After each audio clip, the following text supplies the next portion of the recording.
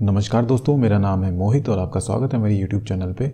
दोस्तों, आज मैं आप लोगों के लिए एक नया टॉपिक लेकर के आया हूँ जिसका नाम है डेटा टेबल। ओके, जो ये स्क्रीन पे आप देख रहे हो डेटा टेबल, ये एक डेटा टेबल का एग्जाम्पल है जो कि लारावेल 8 पर बना हुआ है और ये सर्वर साइड है और एजेक्स बेस्ड है ये। ओके, और यहाँ पर ये पूरा फुल्ली फीचर्ड है और ये आप पेजिनेशन देख सकते हो, यहाँ पर चल रहा है पेजिनेशन और यहाँ पर सॉर्टिंग भी चल रही है। ओके, और यहाँ पर अगर आप सर्च करना चाहते हो तो आप सर्च भी कर सकते हो। तो सर्चिंग हमारा यहाँ पर चल रहा है। तो ये जो इंटीग्रेशन है ये फुल्ली कंप्लीटेड है। ओके, और इसके लिए मैंने स्टेप्स भी लिख रखे हैं जो कि आप स्क्रीन पे यहाँ पर देख सकते हो। ये सारे स्टेप्स मैंने पहले से लिख लिए हैं जिससे कि आपको समझने में कोई भी दिक्कत ना हो और वन बाय वन आप सारी चीज़ें समझते जाएं। ओके दोस्तों, अगर आप लोगों ने मेरा चैनल अभी तक सब्सक्राइब ना किया हो तो प्लीज़ आप चैनल ज़रूर सब्सक्राइब कर लें और बेल आइकन प्रेस कर लें जिससे मेरे आगे आने वाले वीडियोस का नोटिफिकेशन आपको मिलता रहे और आप मेरे साथ साथ सीखते रहें। दोस्तों, स्टार्ट करते हैं आज का टॉपिक डेटा टेबल और चलते हैं कोड एडिटर में और देखते हैं अपने स्टेप्स। पहला स्टेप क्या है? पहला स्टेप है ज़ीरो स्टेप में मैंने क्या लिखा है कि हम लोगों को क्या सर्वर रिक्वायरमेंट होगी। PHP का वर्जन जो होगा 7.3 या फिर इससे ग्रेटर होगा। ओके, आप लोग ये चेक कर लेना कि जो आपका PHP का वर्जन है वो 7.3 या फिर इससे ग्रेटर होना चाहिए। सेकेंड स्टेप में क्या है? Install Laravel using following command. सबसे पहले क्योंकि हम जो ये डेटा टेबल का इंटीग्रेशन कर रहे हैं वो कर रहे हैं लारावेल के साथ में, तो हमें लारावेल का जो फुटप्रिंट है उसे डाउनलोड करना होगा और उसके लिए यहाँ पर ये कमांड दी हुई है। इस कमांड का यूज़ करके हम अपना प्रोजेक्ट जो लारावेल का फुटप्रिंट है वो डाउनलोड करेंगे। और उससे पहले एक इम्पॉर्टेंट चीज़, कंपोज़र। अगर आप लोगों ने कंपोज़र नहीं इंस्टॉल किया है अपने PC पे तो पहले आप कंपोज़र इंस्टॉल कर लें। और अगर आपको कंपोज़र इंस्टॉल करना नहीं पता है तो उसके लिए आप एक मेरा वीडियो फॉलो कर सकते हैं। उसका URL मैं ऊपर दे दूंगा, तो वो वीडियो आप फॉलो कर लेना अगर आपको कंपोज़र इंस्टॉल करना नहीं पता है। तो अब काम करते हैं, यहाँ पर अपने प्रोजेक्ट का नाम लिख लेते हैं। तो मैं यहाँ पर प्रोजेक्ट का नाम लिख देता हूँ डेटा टेबल। ओके, तो ये कमांड देंगे जब हम, तो हमारा जो लारावेल का फुटप्रिंट है वो डाउनलोड हो जाएगा। हम लोग कमांड लाइन खोलेंगे कहाँ पर? htdocs में CMD। तो ये देखिए हम लोग कहाँ पर हैं, ये हमारा htdocs फोल्डर में जाना है और यहाँ पर ये कमांड को कर देना है रन। ये कमांड क्या करेगी हमारा?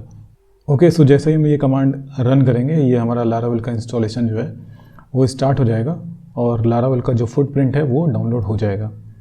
अभी के लिए वीडियो पॉज कर देते हैं और जैसे ये कंप्लीट होगा तो फिर से कंटिन्यू करेंगे। ओके, हमारा लारावेल का इंस्टॉलेशन कंप्लीट हो चुका है और अब हम लोगों को जाना होगा अपने फोल्डर में जिसमें हमारा लारावेल का फुटप्रिंट डाउनलोड हुआ है। तो इसका नाम है डेटा टेबल। ओके, अब यहाँ पर हम लोग एक कमांड चलाएंगे, लिखेंगे PHP artisan sir। ये क्या कर देगा? ये हमारा प्रोजेक्ट को रन कर देगा एक स्पेसिफिक पोर्ट पे। यहाँ पर आप देख सकते हो 8000 पोर्ट पे हमारा प्रोजेक्ट जो है वो रन हो गया है। अभी हम लोग लिखेंगे लोकल होस्ट 8000। ओके, ये स्क्रीन दिख जाएगी आपको अगर, तो इसका मतलब होगा कि आपने लारावेल सही से इंस्टॉल कर लिया है। अभी वापस चलते हैं, यहाँ पर देखते हैं अगला स्टेप क्या है। तो हमारा ये सेकेंड वाला स्टेप भी कंप्लीट हो गया। थर्ड स्टेप में क्या है? Create a database called your database name and table called user. SQL is attached in project description and you can use it. You also have to configure your database using env file. तो सबसे पहले हमें क्या करना है? हमें एक database बनाना है। हम लोग एक डेटाबेस बना लेते हैं। हम लोग अपने डेटाबेस का नाम देते हैं data table DB। Okay, PHP my admin open कर लेते हैं, local host PHP my admin। ये हमारा डेटाबेस खुल गया। यहाँ पर हम लोग एक नया डेटाबेस बना लेते हैं। यहाँ पर मैंने डेटाबेस का नाम दे दिया database table TB। Data table DB। Okay, फिर यहाँ पर हम लोग को क्या करना है? अब हम लोगों को टेबल चाहिए यूज़र्स नाम की। इसके लिए मैंने एक ऑलरेडी SQL बना लिया था, वो आपको मिलेगा यहाँ पर मेरे गिटहब के इस रेपोजिटरी में, डेटा टेबल यूज एसेट्स। इस पर क्लिक कर लेना आप और यहाँ से आपको इसको कर लेना है, पहले इसको रॉ कर लेते हैं, कॉपी कर लेना है और कॉपी कर लेने के बाद इसको यहाँ पर डेटाबेस में आकर के पहले डेटाबेस सेलेक्ट करना है और यहाँ पर पेस्ट कर देना है, ओके, और गो कर देना है। तो ये क्या करेगा, यूज़र्स नाम की एक टेबल बना देगा इस डेटा टेबल डीबी के अंदर, और यहाँ पर ये रिकॉर्ड्स भी आपको मिल जाएंगे। ओके, तो आप ये इतने काम से बच जाओगे। और ये जो आपको गिटहब की रिपोजिटरी है, ये इसका यूआरएल मैं डिस्क्रिप्शन बॉक्स में अटैच कर दूंगा, तो आप ये वहाँ पर इसको यूज़ कर लेना। चलते हैं अगले स्टेप में। तो नेक्स्ट स्टेप क्या है, नेक्स्ट अभी ये स्टेप में कुछ रह गया है, यूजर्स टेबल भी बन गई, डेटाबेस भी बन गया। अब हमें क्या करना है, env फाइल ओपन करनी है और अपना डेटाबेस को कॉन्फ़िगर करना है। तो पहले तो हम लोग को प्रोजेक्ट यहाँ पर लाना होगा, तो पहले प्रोजेक्ट ले आते हैं यहाँ पर, या फिर काम करते हैं यहाँ पर मैं जाऊँगा cmd में, अपने प्रोजेक्ट में गया, यहाँ पर लिखूँगा कोड डॉट, तो ये मेरा प्रोजेक्ट ओपन हो जाएगा VS कोड में। यस, ओके कर देंगे, इसको यहाँ पर बंद कर देंगे, और जो ये इंस्टेंस खुला हुआ है इसको हम लोग बंद कर देंगे अभी। और यहाँ पर steps.md वाली फाइल जो है ये हम यहाँ पर ओपन कर लेंगे, ओपन। ओके, तो थर्ड स्टेप में क्या करना था हम लोगों को, env फाइल ओपन करनी है। तो env फाइल ओपन कर लेते हैं, ये है हमारी env फाइल। यहाँ पर डेटाबेस की सेटिंग्स कहाँ पर हैं, डेटाबेस की सेटिंग हमारी हो गई ये।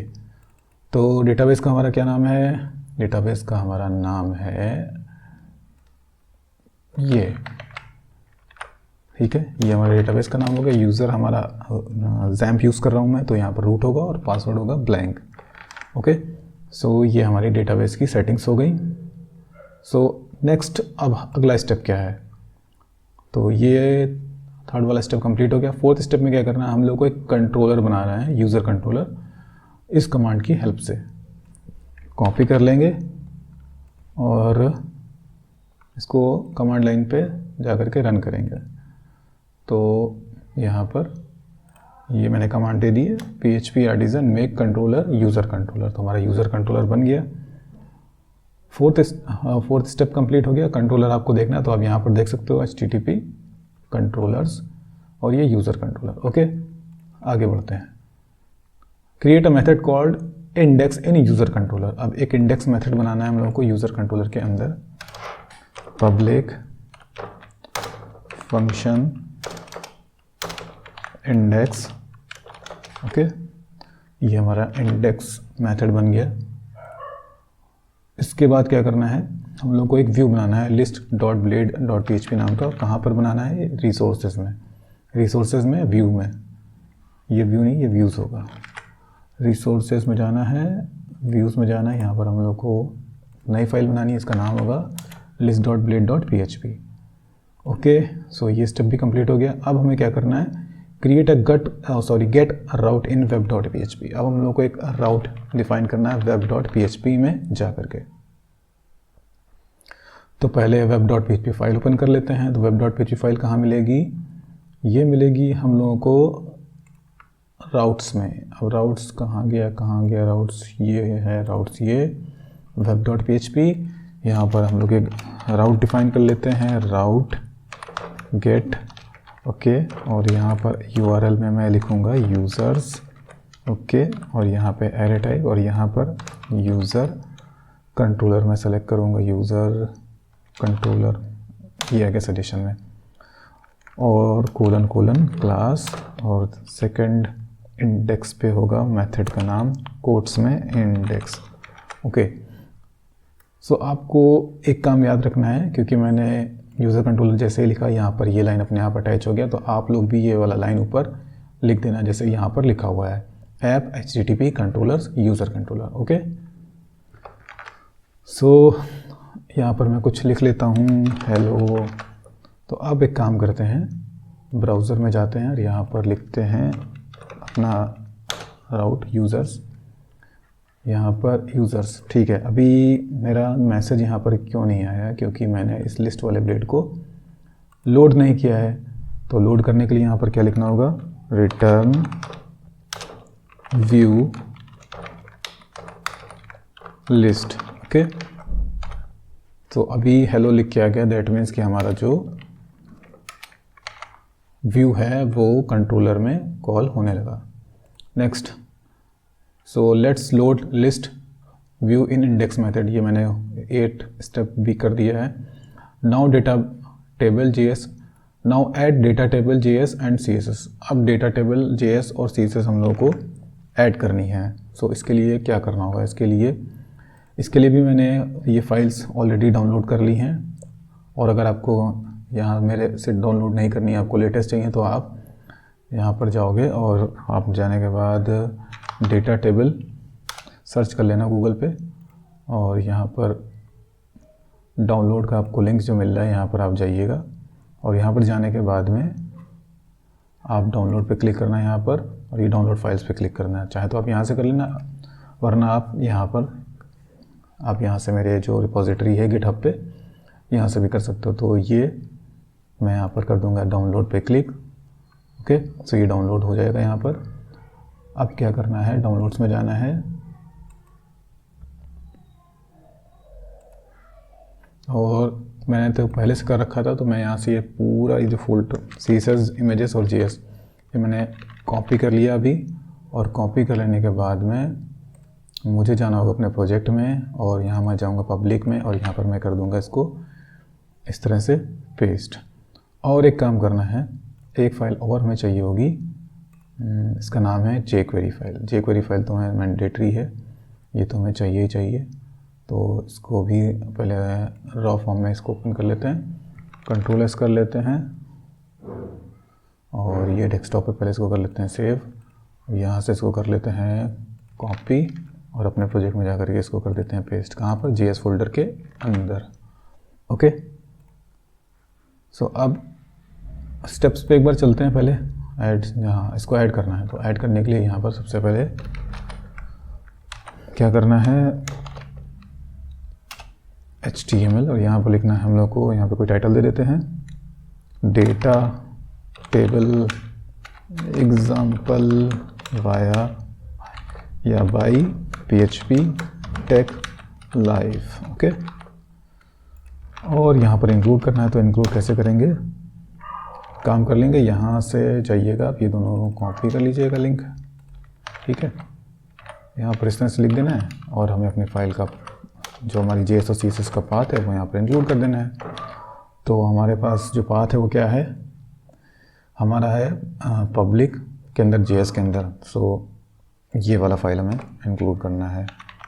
सो यहाँ पर हम लोग को लिखना है ये, ठीक है, और यहाँ से ये हटा देना है, और इसको ऐसे लिखना है एसेट। ओके, ये फिर कॉपी, अच्छा ये एक मिनट, ये min.js मैंने कॉपी करा है यहाँ पर। आई थिंक मुझे CSS करना था कॉपी। CSS वाला फाइल का क्या नाम है, ये jQuery datatable.css। तो यहाँ पर एसेट में मुझे ये लिखना है। ठीक है, अभी इसको कॉपी करके यहाँ पर आते हैं, यहाँ पर JS का फाइल इंक्लूड कर देते हैं। JS का फाइल हमें यहाँ मिलेगा, ये। ओके, अब एक काम करते हैं, एक बार इसको चला करके देखते हैं, ज़रा ब्राउज़र में इसको रिफ़्रेश कर लेते हैं। ओके, अभी Ctrl+U करते हैं, एक बार यहाँ पर क्लिक कर दें। क्लिक करने के बाद हमें नॉट फाउंड मिल रहा है। एक्चुअली यहाँ पर मुझे क्या लिखना होगा, ऊपर लिखना है CSS और नीचे लिखना है हम लोगों को JS। ओके, इसको फिर से रिफ्रेश करते हैं, अभी क्लिक करते हैं तो देखते हैं क्या होता है। ओके, CSS फाइल ओपन हो गया, jQuery फाइल भी ओपन हो गया। दैट मीन्स कि हमारा jQuery और CSS फाइल इंक्लूड हो चुका है। ओके, एक फ़ाइल हमें और चाहिए यहाँ ऊपर इसके, वो चाहिए JS फाइल। सो JS फाइल यहाँ पर jQuery वाला हमें फ़ाइल चाहिए, वो भी इंक्लूड करना है। तो jQuery फाइल का क्या नाम है, ये कॉपी कर लेना है इसको और यहाँ पर दे देना है इस तरह से, ये ऊपर होगा इसके, सॉरी, डेटा टेबल के ऊपर। ओके, तो हमारा jQuery वाला फाइल भी अभी चलने लगेगा। jQuery फाइल देखिए अटैच हो गया। यस, तो jQuery फाइल भी हमारा भी रन होने लगा। ओके, सो एक काम और करना है, एक गूगल से गूगल फॉन्ट को ही यूज़ कर लेते हैं। गूगल थोड़ा देखने में फॉन्ट में अच्छा लगेगा, फॉन्ट, गूगल फॉन्ट। यह काम करते हैं, मेरा जो एग्जाम्पल एप्लीकेशन है यहाँ पर पहले से लगा हुआ है, सो वही कॉपी कर लेते हैं। ओके, इसको मैंने यहाँ पर लगा दिया है, थोड़ा सा देखने में अच्छा लगेगा इसलिए मैं ऐसा कर रहा हूँ। ठीक है, ओके, सो ये इतना काम हो गया। अभी वापस चलते हैं स्टेप्स पे। Let's write down JS। Okay, so अभी यहाँ पर नहीं पहुँचना है, पहले एक काम हमें करना है, हम लोगों को यहाँ पर एक h1 टैग दे देते हैं। h1 क्या है कह रहा हूँ, div टैग एक ले लेंगे यहाँ पर, और यहाँ पर div टैग ले लिया। div टैग के अंदर यहाँ पर मैं ले लेता हूँ h3 टैग, और h3 टैग में मैं कॉपी कर लेता हूँ जो मैंने यहाँ पर लिख रखा है Laravel 8, ये। ओके, और यहाँ पर हम लोगों को लिखना है, अच्छा एक काम और करना है, यहाँ से हम लोगों को इसमें Ctrl U कर लेते हैं, और यहाँ पर जो ये लिखा हुआ है इतना, इसको कॉपी कर लेना है। ओके, सो हम लोगों ने यहाँ पर ये कोड पेस्ट कर दिया है। आप देख सकते हो यहाँ पर मैंने एक टेबल टैग लिया हुआ है। टेबल टैग के अंदर मैंने आईडी डिफाइन करा डेटा टेबल, और उस पर क्लास है डिस्प्ले। ओके, और टी हेड लिखा है, और टी हेड के अंदर टी आर के अंदर टी एच में हमारा ये पहला कॉलम हो जाएगा जिसका नाम होगा आईडी। ओके, चाहे तो इसको हम लोग आईडी लिख सकते हैं। ओके, और फिर उसके बाद हो गया ये नेम, फिर ये ईमेल क्रिएटेड एट, और इसके बाद टी आर ये बंद, फिर टी हेड बंद, फिर टी बॉडी, और टी बॉडी ये बंद। सो सेम स्ट्रक्चर आपको भी फॉलो करना है, जो ये लिखा हुआ है बिल्कुल एग्जैक्टली आप ऐसे ही लिखिएगा। ओके, सो और एक चीज़ यहाँ पर देखिए, यहाँ पे लिखा है डेटा सॉर्टेबल ट्रू, तो जिसके आगे मैंने ट्रू लिखा है तो वो क्या होगा, वो सॉर्टेबल होगा, और जिसके आगे फॉल्स लिखा है वो सॉर्टेबल नहीं होगा। और जहाँ पर यहाँ पर अभी कुछ भी नहीं लिखा है, तो इसका मतलब ये होगा बाय डिफ़ॉल्ट ये कॉलम सॉर्टेबल होगा। ओके, सो वापस चलते हैं स्टेप्स में। तो यहाँ पर अब हम लोगों को क्या करना है, ये कोड हम लोगों को कॉपी कर लेना है।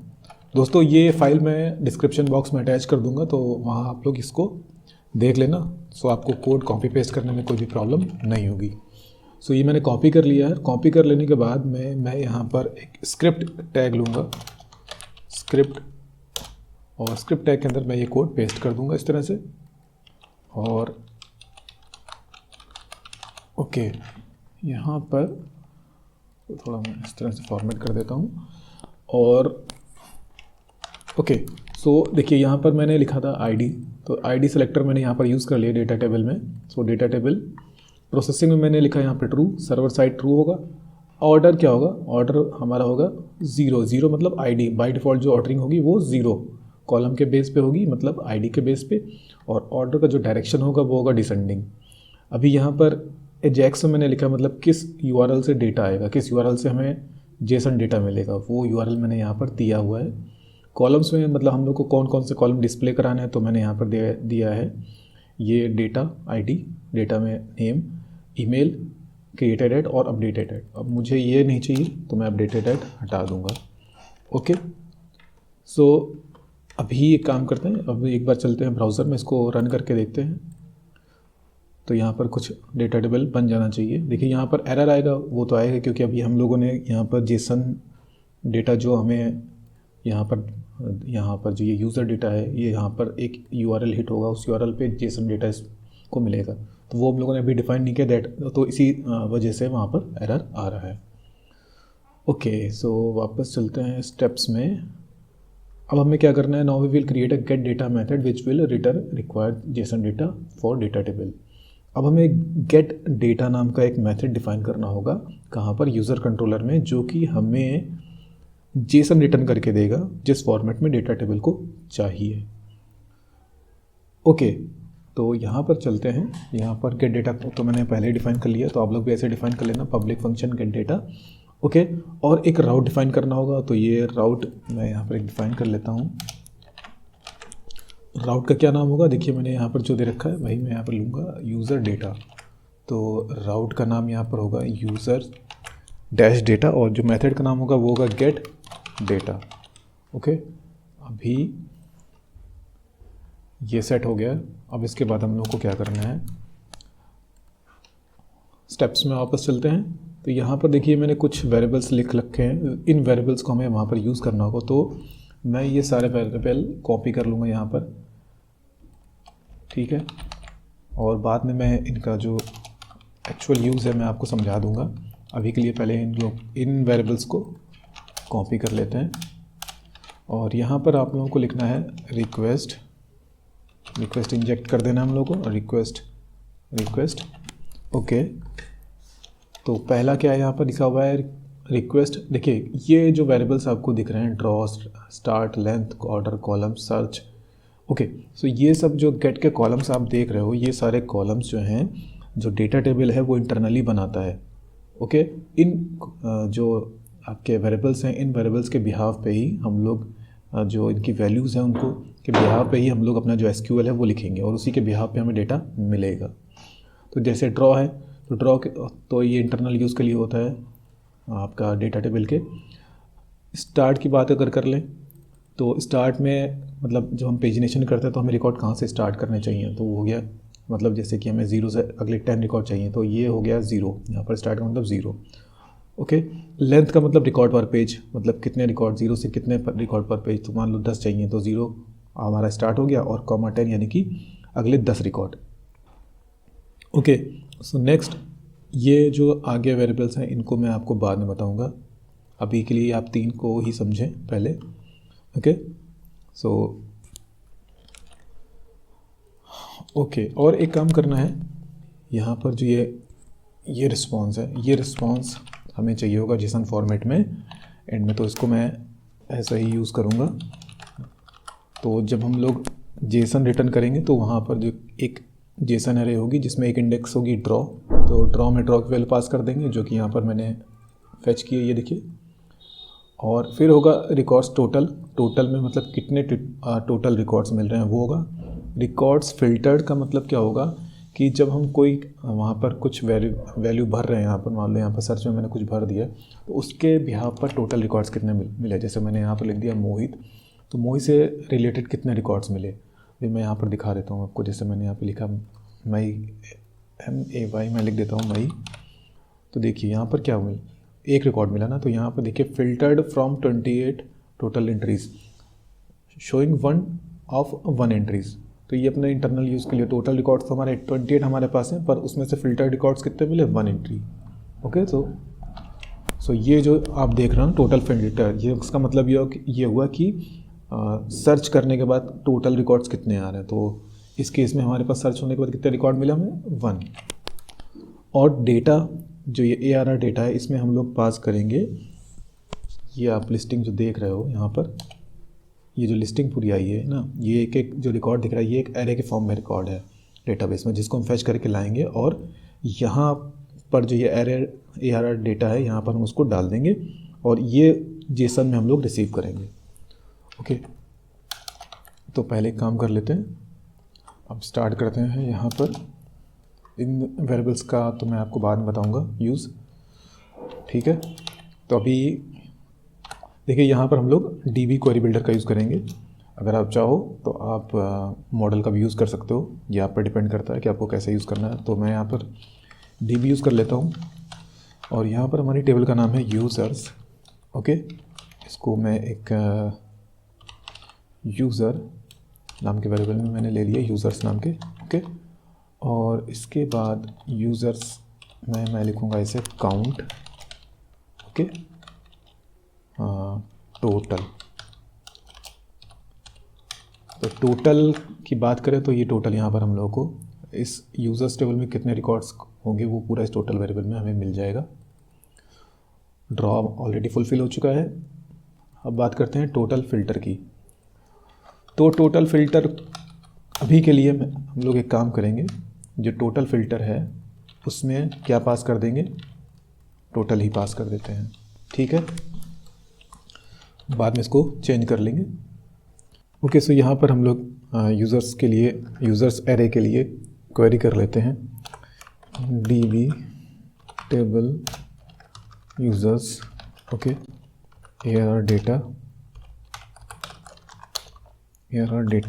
गेट, और इसको ले लेना इस तरह से arr डेटा। और जो ये रिस्पॉन्स, अब देखिए arr डेटा मैंने यहाँ पर ये पास कर दिया है और इसको हम लोग को रिटर्न कर देना है जेसन फॉर्मेट में, रिटर्न रिस्पॉन्स जेसन, और जेसन में रेस्पॉन्स, ओके। सो अब ये जो रिस्पॉन्स एरे है ये हम लोग को जेसन फॉर्मेट में रिटर्न होगी। सो अभी मैं इसको रिफ्रेश करूँगा तो मुझे यहाँ पर सारे रिकॉर्ड लिस्ट मिल जाएंगे। सो ये सारे रिकॉर्ड अभी लिस्ट हो रहे हैं, पर यहाँ पर क्योंकि यहाँ पर ड्रॉप डाउन में 10 दिखा रहा है तो यहाँ पर 10 रिकॉर्ड्स आने चाहिए थी और उसके बाद यहाँ पर पेजिनेशन चलना चाहिए था। सो अभी ये वर्क क्यों नहीं कर रहा है, तो वो इसलिए नहीं कर रहा है क्योंकि मुझे यहाँ पर पेजिनेशन, मुझे यहाँ पर क्वेरी में लिमिट लगानी होगी। सो लिमिट कैसे लगाएंगे, यहाँ पर arr डेटा लिखेंगे, फिर यहाँ पर लिखेंगे स्किप फंक्शन यूज़ करेंगे। स्किप में हम लोग यहाँ पर लिखेंगे स्टार्ट, और इसके बाद यहाँ पर लिखना है हम लोगों को टेक में रिकॉर्ड पर पेज, जिसके बारे में मैं आपको पहले ही बता चुका हूँ। रिकॉर्ड पर पेज कहाँ पर है, ये रिकॉर्ड पर पेज स्टार्ट, ये स्टार्ट वाला वैल्यू यहाँ से मिलेगा और रिकॉर्ड पर पेज वाला यहाँ से मिलेगा। सो अब यहाँ पर 10 रिकॉर्ड्स दिखाएगा। सो यहाँ पर देखो ये 10 रिकॉर्ड्स आ रहे हैं। सो ये अगले 10 आ गए, ये अगले 10 रिकॉर्ड्स आ गए, ओके। अब एक काम हमें यहाँ पर करना है, यहाँ पर सॉर्टिंग के लिए यहाँ पर हम लोग को एक कंडीशन देना होगा। अगर हम लोग सॉर्टिंग की बात करें तो हम लोग सॉर्टिंग किन किन कॉलम्स के बिहाफ पे कर सकते हैं। सॉर्टिंग हम लोग आईडी के कॉलम्स के बिहाफ पे कर सकते हैं, नेम के बिहाफ पे, ईमेल के बिहाफ पे, क्रिएटेड एट और अपडेटेड एट के बिहाफ पे, ओके। सो इन कॉलम्स के बिहाफ पे हम लोग सॉर्टिंग कर सकते हैं। अब किस कॉलम के बिहाफ पे हमें सॉर्टिंग करनी है वो हमें कैसे पता चलेगा। सो इसीलिए मैंने ये आगे के वेरिएबल्स यहाँ पर यूज़ करे थे जिनका अब हम लोग को ज़रूरत पड़ेगा। तो देखिए यहाँ पर क्या लिखा है, कॉलम सॉर्ट ऑर्डर। देखिए इस वेरिएबल में हम लोगों को मिलेगा कि हमें जो हमारे ऑर्डरिंग है वो असेंडिंग में करनी है या डिसेंडिंग में करनी है। सो इस वेरिएबल में हमें या तो असेंडिंग मिलेगा या फिर हमें डिसेंडिंग मिलेगा, ओके। अब किस कॉलम के बिहाफ पे हमें ऑर्डरिंग करनी है वो हमें मिलेगा यहाँ पर column name, okay. Column name के बिहाफ पर, कॉलम नेम के वेरिएबल के हिसाब से हम लोग सॉर्टिंग करेंगे। तो यहाँ पर कॉलम नेम और कॉलम सॉर्ट ऑर्डर का हम लोग यहाँ पर यूज़ करेंगे। सो यहाँ पर हम लोग क्या लिखना है, arr डेटा ऑर्डर बाई में फर्स्ट पैरामीटर में किस कॉलम के बिहाफ पर ऑर्डरिंग करनी है। सो यहाँ पर जो भी कॉलम हमें इस वेरिएबल में मिलेगा, मान लो इस कॉलम में हमें कॉलम नेम वेरिएबल में नेम मिलेगा तो नेम के बिहाफ पर ऑर्डरिंग हो जाएगी। अगर उसको ईमेल मिलेगा तो ईमेल के बिहाफ पे ऑर्डरिंग हो जाएगी। और कॉलम सॉर्ट ऑर्डर यहाँ पर क्या मिलेगा, हमें इस वेरिएबल में हमें मिलेगा कि ऑर्डरिंग कैसे करनी है, असेंडिंग में करनी है या फिर डिसेंडिंग में। अभी इसको एक बार चला करके देख लेते हैं, तो रिफ़्रेश कर लेते हैं। अभी देखिए तो ये देखिए ऑर्डरिंग जो चल रही है वो आईडी के बिहाफ पे डिसेंडिंग में चल रही, तो यहाँ पर 28, 27, 26 आ गया। अब अगर हम नेम के बिहाफ पे कर लेंगे तो आप देखिए ए वाले वैल्यूज़, ए वाले जो नेम्स हैं वो पहले आ गए। सो नेम के बिहाफ पर ये ऑर्डरिंग अभी चल रही है। सो अभी ये ऑर्डरिंग भी हमारी चलने लगी, ओके। सो नेक्स्ट अब हमें क्या करना है, नेक्स्ट अभी हमें ये करना है कि हम लोगों को जो भी वैल्यू यहाँ पर लिखें उसके बिहाफ पर हमें डेटा सर्च करके लाना है। सो अभी तो हम कुछ अगर लिख रहे हैं तो यहाँ पर फ़िल्टरिंग नहीं चल रही है। सो इसके लिए क्या करना होगा, इसके लिए अब हम लोगों को देखिए इस वेरिएबल में हम लोगों को मिलेगा कि यहाँ पर क्या डाला गया है, यहाँ पर क्या भरा गया है, ओके। सो अभी यहाँ पर एक कंडीशन और लगा देते हैं सर्चिंग के लिए। सो हम यहाँ पर एक कंडीशन लिखेंगे इफ़ में, if not empty search value, मतलब कुछ भरा गया है सर्च, मतलब सर्च में कुछ एंटर किया गया है। तो क्या करेंगे, ARR डेटा यहाँ पर लिखेंगे वेयर, इसको हटा देंगे। वेयर नेम के भी यहाँ पे सर्चिंग करनी है, मान लो नेम लाइक क्वेरी लगाएंगे यहाँ पर और ऐसे लिखेंगे यहाँ पर, और यहाँ पर लिखेंगे search value. Okay, so name के बिहाफ पर सर्चिंग हो जाएगी। और अगर हमें ईमेल के बिहाफ पे भी करनी तो यहाँ पर और कर देंगे इसको, और वेयर, ठीक है। और इसको कॉपी कर लेना है और इसको यहाँ पर भी पास करना है, काउंट के केस में भी, या यहाँ ना पास करके हम लोग पास करेंगे। ओके, तो एक क्वेरी हम लोग को और करनी पड़ेगी। तो पहले काम कर लेते हैं, ये जो लिखा हुआ है यहाँ पर, इसको फिर से यहाँ पर लिख लेते हैं इस तरह से, और यहाँ पर टोटल फ़िल्टर को यहाँ पर अब ये हटा देते हैं। यहाँ पे देखिए, अब इस टोटल फ़िल्टर में हमें क्या मिल जाएगा कि कितने रिकॉर्ड्स टोटल आए हैं। अब सेम ये जो लिखा हुआ है यहाँ पर, इसको कॉपी करना है और यहाँ पर पेस्ट कर देना है।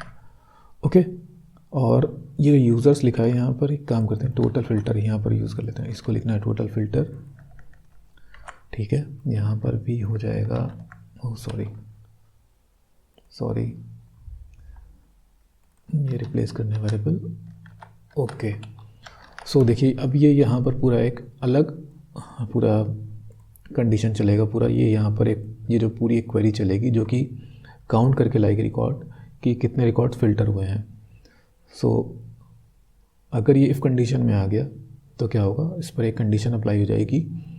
यहाँ पर एक काम और भी करना है, यहाँ पर ईमेल लिखना है, सॉरी, और यहाँ पर भी ईमेल लिखना है। तो अभी अगर इसको फिर से देखें तो ऊपर वाले की बात कर लें तो ये क्या करेगा, ये तो टोटल कितने रिकॉर्ड्स हमें मिल रहे हैं तो वो आ जाएगा टोटल वेरिएबल में। टोटल फ़िल्टर में क्या मिलेगा कि जब हमने जैसे कोई नेम भरा तो उसके यहाँ पर कितने रिकॉर्ड्स आए, मतलब 2 रिकॉर्ड, मान लो मोहित के नाम से 2 रिकॉर्ड काउंट होकर के आया, तो टोटल फ़िल्टर में यहाँ पर आ जाएगा 2। यहाँ पर अगर 20, यहाँ पर क्या आएगा, यहाँ पर जितने भी टोटल रिकॉर्ड्स हमारे पास बिना फ़िल्टर किए हुए तो वो वैल्यू आएगी। यहाँ पर क्या आएगा कि कितने रिकॉर्ड्स फ़िल्टर होकर के आए हैं। ओके,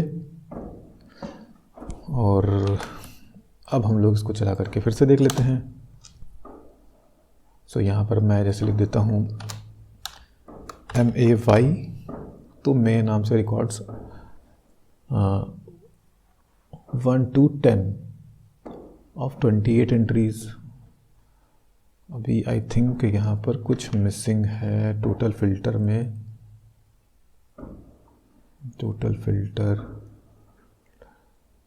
ऐसा क्यों हुआ, यहाँ पर अभी पेजिनेशन व्यू नहीं आ रहा है, ऐसा क्यों हुआ। Total filter count, okay sorry, ये वेरिएबल यहाँ पर भी होगा। चला लेते हैं फिर से इसको। तो फिर मैं यहाँ पर लिख लेता हूँ MAY, मैं नहीं माई। सो यहाँ पर अब देखिए फ़िल्टर्ड फ्रॉम, देखिए टोटल रिकॉर्ड्स कितने 28 हमारे पास, और सर्च होने के बाद, फ़िल्टर होने के बाद हमें कितने रिकॉर्ड मिले, सिर्फ 1। सो यहाँ पर इसने क्या दिखाया हमें 1। ओके, मैं M नाम से रिकॉर्ड सर्च करता हूँ तो M नाम से मुझे इतने रिकॉर्ड्स मिल गए। या काम करता हूँ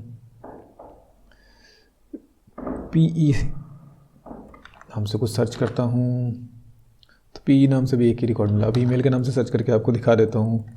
वैसे तो ये पूरा लगभग कंप्लीट ही हो गया, तो ईमेल से भी अभी ये सर्च होने लगा। अच्छा, तो ये डेटा टेबल तो पूरा आई थिंक सही से चल रहा है, और पूरा पेजिनेशन भी अभी चल रहा है, कंप्लीट हो चुका है अब तक। ओके, अब बात कर लेते हैं इन वेरिएबल्स की। तो यहाँ पर एक काम करते हैं, नेटवर्क में जाते हैं। ओके, और एक काम करता हूँ मैं यहाँ पर स्टार्टिंग में ही यहाँ पर मैं लिख लेता हूँ printar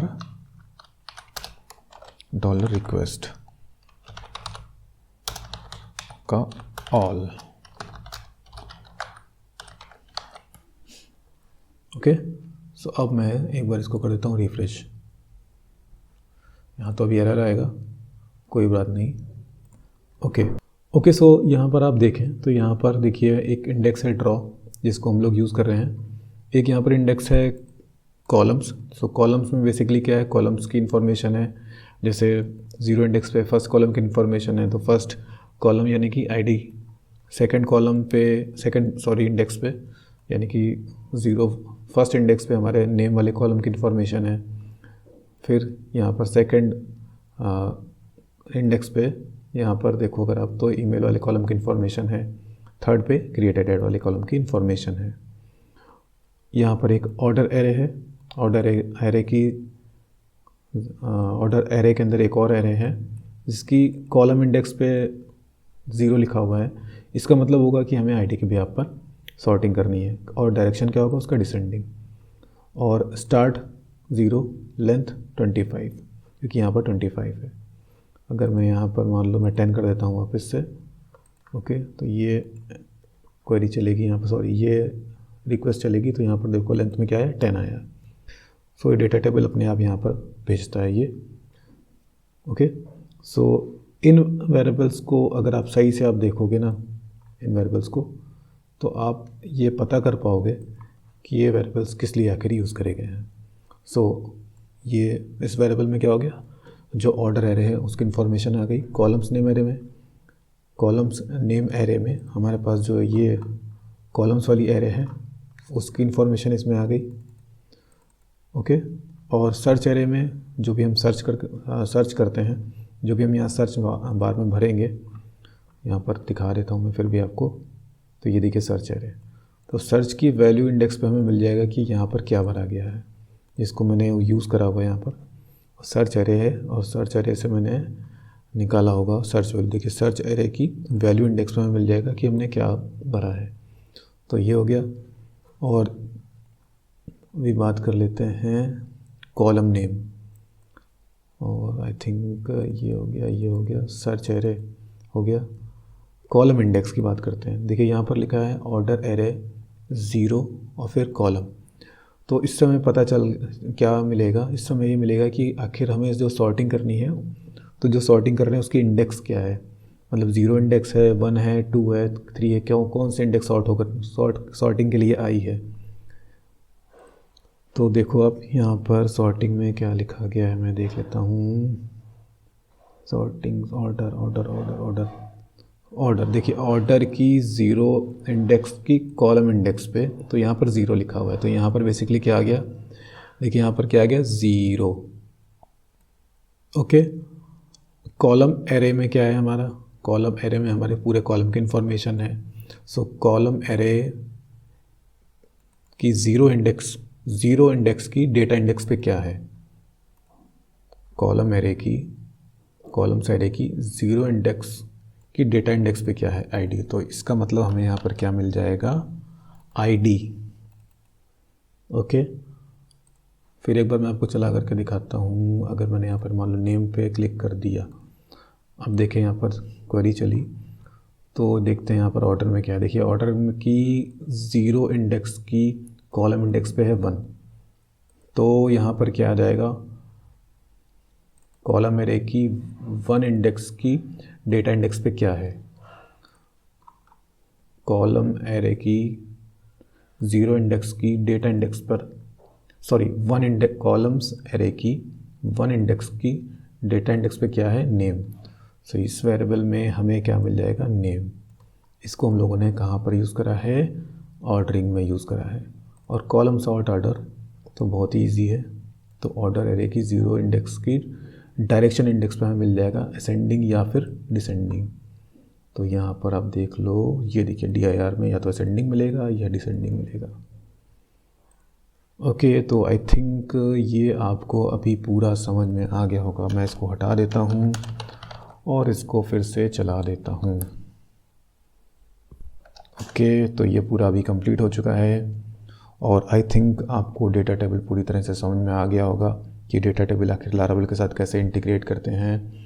और अगर आपको इसका सोर्स कोड चाहिए तो मैं उसका सोर्स कोड भी दे दूंगा, उसको मैं डिस्क्रिप्शन बॉक्स में इसका लिंक दे दूंगा, तो आप लोग वहां से डाउनलोड कर लेना और उसे आप यूज़ कर सकते हो। दोस्तों, अगर आप लोगों को ये वीडियो अच्छा लगा हो तो प्लीज़ आप इस वीडियो को लाइक करिए, कमेंट करिए, जो चीज़ आपको समझ में नहीं आई है तो मैं उसको समझाने की आपको कोशिश करूँगा। और मेरे चैनल को सब्सक्राइब ज़रूर से ज़रूर कर लीजिए। अभी के लिए bye, thanks and take care.